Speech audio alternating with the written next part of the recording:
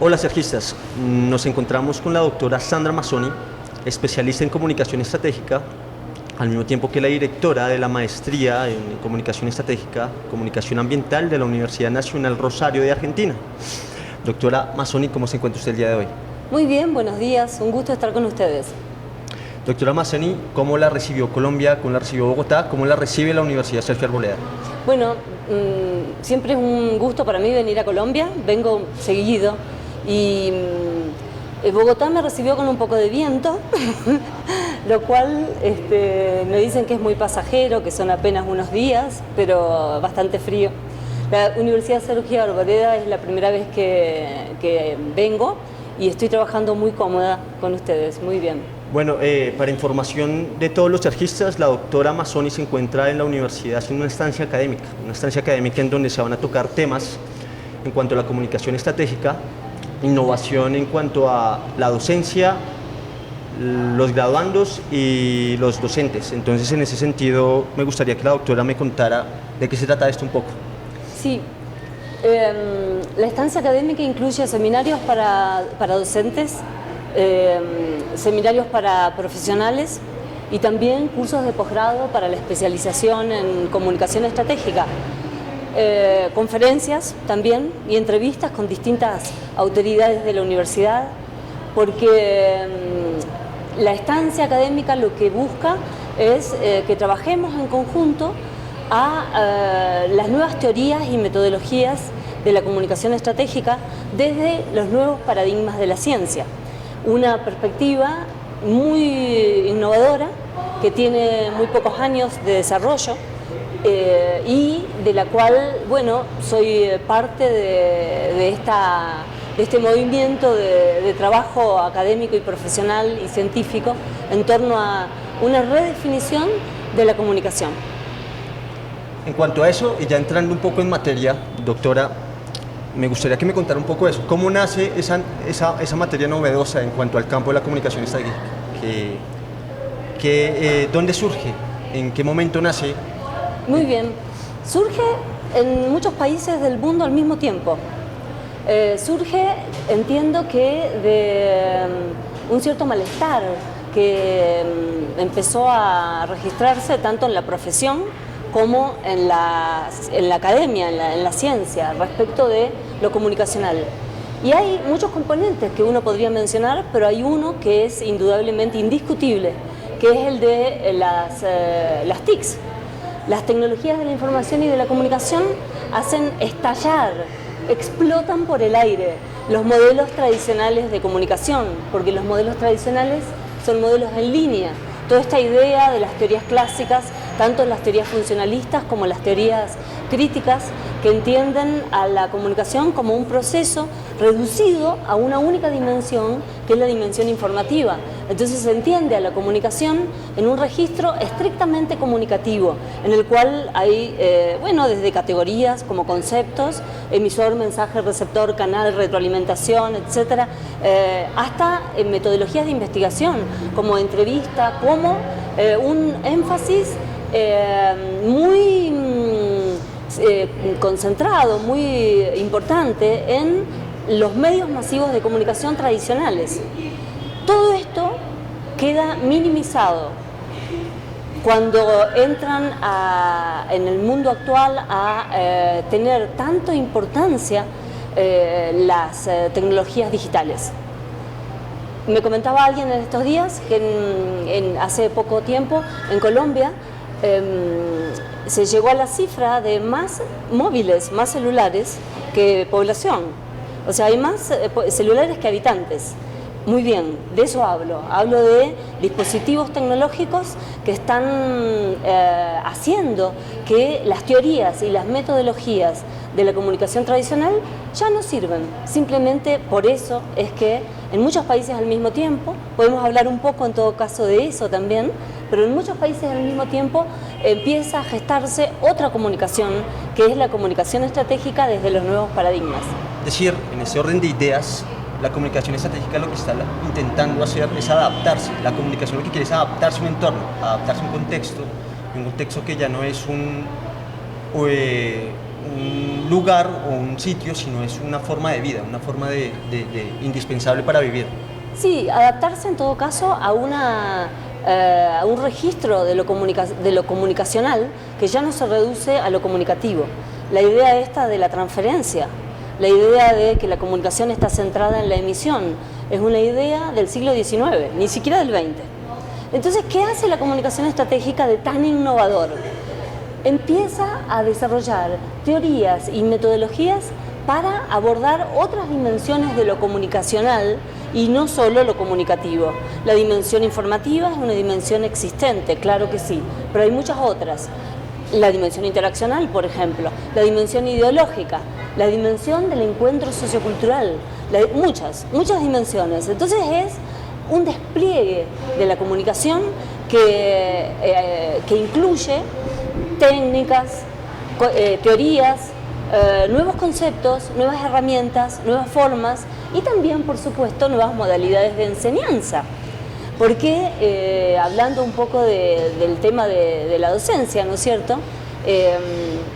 Aquellas clases magistrales donde había un profesor que dictaba y los alumnos que tomaban nota, etcétera, etcétera, bueno, no tiene nada que ver con el contexto actual, no tiene nada que ver con las nuevas generaciones. Esa modalidad de enseñanza centrada también en la transferencia no es conducente en las situaciones actuales. Entonces hay que revisar también las cuestiones pedagógicas, no solo nuevas teorías de la comunicación, sino también nuevas pedagogías de cómo se enseña la comunicación en las universidades. Creando vínculos tanto académicos como socioculturales, como multiculturales, en diferentes escenarios. Sí, un poco por allí es, digamos, la idea de la comunicación es que la comunicación deja de ser un proceso restringido a la información para entenderse como un proceso complejo en el cual hay diferentes procesos comunicacionales que un comunicador puede crítica y valorativamente decidir poner en práctica en una situación dada. El diseño de estrategias comunicacionales, ¿qué es? Es el diseño de un dispositivo doble, con dos partes. Una parte es la interpelación de la situación en la que se va a tratar de comunicar para reconocer cuáles son las trayectorias de los actores presentes en esa situación y para reconocer cuáles son las racionalidades comunicacionales dominantes en esa situación. Todas estas son categorías nuevas, ¿no es cierto? Racionalidades comunicacionales, matrices socioculturales, son nuevas categorías propias de la comunicación estratégica. Entonces, esa es la primera etapa del diseño de una estrategia. Y la segunda etapa es la incorporación de saberes teóricos y metodológicos para operar en otras dimensiones diferentes de la dimensión en la que la situación está organizada para lograr objetivos de transformación que son los que se propone la estrategia comunicacional. En cuanto a la primera etapa, empiezan desde un momento en el cual ustedes ya han adaptado todo un conocimiento, es decir, ya han hecho una evaluación, ya han hecho un examen con respecto a lo que está sucediendo en la cultura en ese momento. No. ¿O parte desde ese mismo instante? Parte desde el mismo instante. La metodología incluye un instante cero, que es el despliegue de la versión técnica de la problemática comunicacional. Porque lo que estamos buscando cuando hacemos diseño de estrategias comunicacionales es un reconocimiento de cuál es la teoría a partir de la cual está organizada la situación de comunicación en la que se está trabajando. Antes hablábamos de una clase, ¿no es cierto? En una clase, una conferencia magistral es una racionalidad evidentemente de transferencia que está operando en una sola dimensión, que es la dimensión del dato, y que está buscando una racionalidad del encuentro, que ¿cuál es? La de la transferencia. ¿Qué marcas de racionalidad tendría esta situación? La linealidad, porque hay uno que emite y otros que reciben. La verticalidad, porque hay uno que sabe y otros que supuestamente no saben. Ese es como ejemplo, es el trabajo que hacemos los comunicadores estratégicos. Diagnosticamos racionalidades comunicacionales para después organizar estrategias comunicacionales incorporando herramientas, recursos y metodologías de las otras dimensiones que no son las que están dominando la situación o que no son las pertinentes para el cambio que me estoy proponiendo con la estrategia comunicacional. Porque si yo estoy pretendiendo para ciertas cosas, la dimensión informativa es pertinente, mantiene coherencia con el objetivo. Por ejemplo, cuando pretendo transferir. Pero si yo tengo otra pretensión, por ejemplo, una transformación en una empresa, la dimensión de la transferencia se queda muy paupérrima respecto de lograr transformaciones en los actores. ¿Sí? Por allí vamos. Ese sería el despliegue que se hace a partir de estas metodologías de comunicación estratégica. Y en cuanto al segundo punto, existe una movilidad social que es constante, que evoluciona rápidamente, mucho más con las nuevas tecnologías, mucho más con el acercamiento, el rompimiento de paradigma tiempo-espacio, con el Internet. En ese sentido, ¿cómo se llega a unificar eso? ¿Cómo se llega a bajar y a un punto clave para soluciones, para generar soluciones a esas problemáticas? Ese es otro de los ejes de la comunicación estratégica, desde los nuevos paradigmas. Y de hecho he escrito un libro que se llama Comunicación Estratégica, los desafíos de la comunicación en un mundo fluido, que habla de eso, justamente. Habla de que en el siglo XXI necesitamos rutinas profesionales, rutinas científicas, que trabajen abrazando lo fluido. ¿Qué quiere decir esto? Quiere decir que esta transformación constante que todos reconocemos en el mundo actual no puede desconocerse o hacer como si el mundo pudiera detenerse para que yo aplique mi plan estratégico. Eso no es posible. Necesitamos un trabajo de planificación que sea un trabajo de planificación estratégica fluida, que sea un trabajo de no desentenderse, sino por el contrario, abrazar estos acoplamientos dinámicos y evolutivos que tiene la realidad y los sujetos. Entonces, las metodologías de planificación estratégica en comunicación trabajan teniendo en cuenta el tema de la temporalidad, el tema de lo fluido, el tema del cambio constante. El cambio constante y lo fluido es un tema que dentro de sus textos se ve bastante. Sí. También algo para hacer mención, usted hace un ejemplo con un caleidoscopio, ¿sí? ¿Correcto? Entonces en ese sentido hacemos existir diversas realidades con solo movimientos. Sí. ¿Nos podría explicar un poco sobre eso, sobre ese concepto? Sí, de acuerdo. La idea es que no podemos evitar las alteridades, las diferencias. Eso es imposible.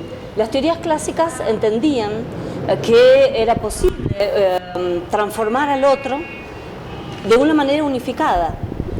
Los nuevos paradigmas, en lugar de querer transformar al otro, a la alteridad, lo que hacen es considerar qué porción de esa alteridad es convergente con el sentido de transformación que me estoy proponiendo en mi estrategia. Y no pretender cambiar al otro. El otro no tiene que ser como yo. No necesito que sea como yo.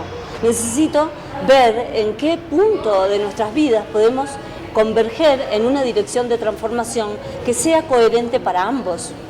No transformarlo al otro, sino hacer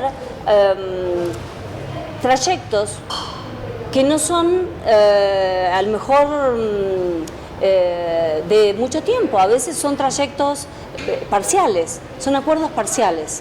Entonces, nosotros esta idea del caleidoscopio tiene que ver con que bueno, es a partir de nuestras acciones como nosotros hacemos emerger nuevas realidades.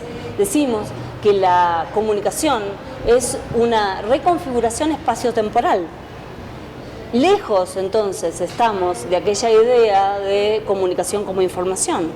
Decimos que la comunicación hace emerger nuevos mundos compartidos, no solo sentidos compartidos, sino acciones y sentidos compartidos. En ese sentido es que trabajamos con esa idea, ¿no? Con una idea de que podemos convocar a otros actores a participar solo en aquellas partes de la estrategia comunicacional en las cuales esos actores tienen intereses y necesidades auténticos respecto de la transformación que la estrategia está buscando propiciar. Es decir, en ese sentido, a la persona a la cual se quiere llegar con la comunicación estratégica también empezaría a ayudar para mejorar esa comunicación. Correcto, correcto. Eso que estás diciendo es exactamente así. O sea, lo que hago es buscar socios, pero esos socios los reconozco como otros. No necesito que el socio se convierta en mí, sino que lo reconozco en su alteridad y lo respeto en su alteridad. Como está, lo acepto como está. Entonces veo cuáles son las convergencias. De allí la idea de comunicación como encuentro sociocultural que nosotros estamos propiciando. Nosotros definimos a la comunicación como encuentro sociocultural. Entonces, en ese sentido, el encuentro se da en ese punto, cuando yo logro encontrar cuáles son los intereses y necesidades de ese actor diferente y lo convoco a participar y el otro participa porque realmente estoy respondiendo a algún interés o necesidad de esa persona y entonces la participación es una participación auténtica. Socialmente, digamos, en un continente como Latinoamérica, donde tenemos tantos rasgos similares pero al mismo tiempo tenemos tantos rasgos distintos, esa comunicación puede vincular, puede unificar identidades, puede unificar conceptos. No necesitamos unificarnos, necesitamos ponernos de acuerdo y articularnos respecto de objetivos comunes, pero la alteridad es un beneficio, no es algo que sea contrario, por el contrario, no es un disvalor, es un valor. Ok, en ese orden de ideas, en cuanto a la academia, hablábamos anteriormente en la entrevista sobre el tema alumno-profesor, profesor-alumno, la comunicación lineal, donde solo existía un mensaje y una persona que recibía ese mensaje. En ese sentido, ¿cómo darle valor a la academia? ¿Cómo darle valor a la docencia desde este punto de vista? La academia tiene más valor que nunca, porque estas metodologías, el análisis de marcas de racionalidad, las versiones técnicas comunicacionales, todas estas metodologías, estas herramientas, son específicamente comunicacionales. Entonces, las academias de comunicación social dejan de ser subsidiarias de otras ciencias sociales para tener su propia especificidad. Correcto. Y en cuanto a especificidad, en las universidades colombianas, en cuanto a comunicación social y periodismo, por lo general enaltecemos tres grandes énfasis, que son la comunicación organizacional, la comunicación audiovisual, la comunicación prensa, escrita o periodismo. Sí.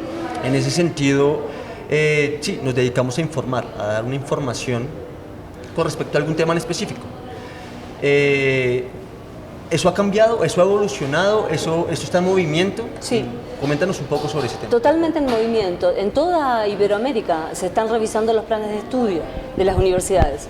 Las universidades están desarrollando proyectos a corto y largo plazo, pero todos revisando sus planes de estudio, porque ese tipo de formación, por ejemplo, prensa escrita separada de audiovisual, no existe el diario que trabaje separado de las redes digitales. Entonces no puedo pensar en formar competencias para un profesional que trabaje solo para la prensa, porque todos sabemos que aún el periódico más tradicional está inmerso en un sistema de medios. Entonces tenemos que enseñar al comunicador a producir noticias para un sistema de medios, que es un sistema de medios además interconectado, digital, cada vez más interactivo, donde las redes digitales cada vez tienen más peso y que no es posible desentenderse de eso.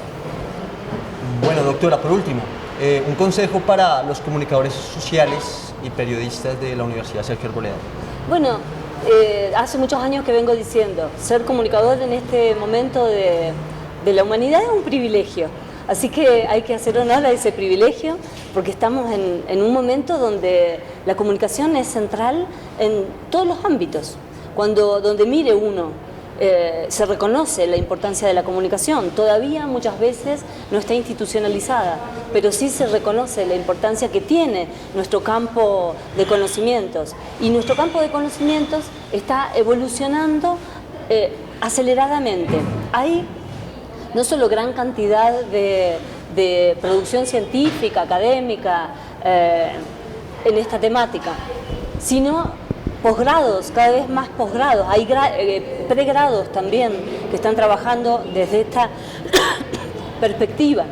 Pero, por ejemplo, este año en México se abre el primer doctorado en comunicación estratégica de Iberoamérica.